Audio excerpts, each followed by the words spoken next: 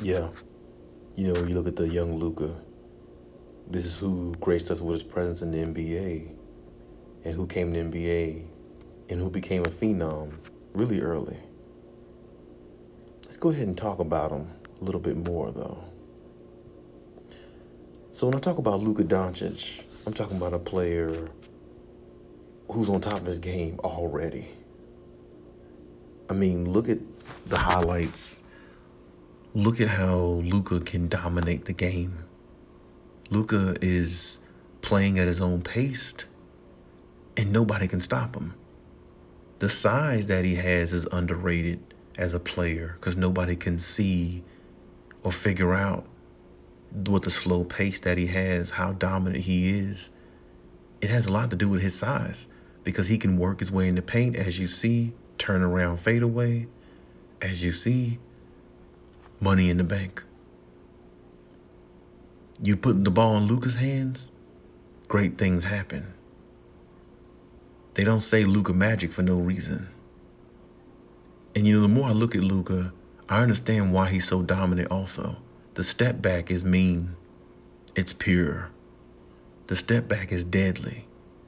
But at the same time, a lot of people don't realize Luka sees the game from a different angle. Luka sees the game almost like a LeBron James when it comes to his passing ability and his ability to dominate. And he really doesn't even have like all the athleticism and speed of most players. He really doesn't have any of those things. But it doesn't matter because he's on another level for a reason.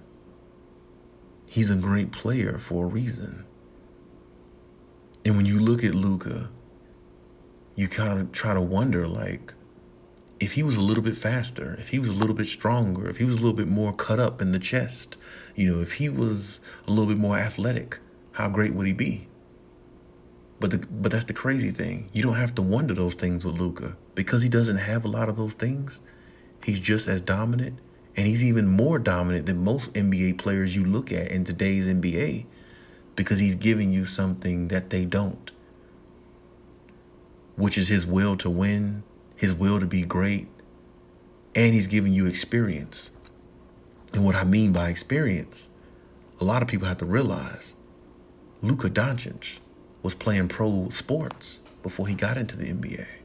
So when you watch his deadly step back, when you watch how he methodically moves, even though it looks like he's running down the court and making his move on players look like he's an instant replay the whole time while you're watching him, he's too effective. He's too dominant to most players because they can't figure him out.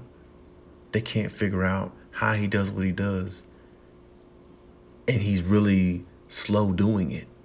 But the key to his strategy is lulling his opponents to sleep. Because as slow as he moves, his opponents really can't figure out how to really guard him because they get bored guarding him. Because he'll lull you to sleep, but he'll hit you with a deadly move, crossover, behind the back, step back three, which is lethal. Or he can get to the paint and find somebody else because of his passing ability. That's a deadly combination. And that's the reason why Luka is so dominant. So we have to heap praise on Luka, how great he is. We hope that he always stays healthy. We hope that he stays playing at a high level, and we hope that he accelerates his game to another level at some point. But you have to ask yourself, how scary can this kid be if he continues to play at the level he's playing, and if he possibly gets better than what he actually is? If that happens, the NBA is his. He'll be the face of the league in the future. But only time will tell. Only time will tell how we will view and look at the great Luka Doncic going forward. Like, subscribe, leave any comments if you haven't.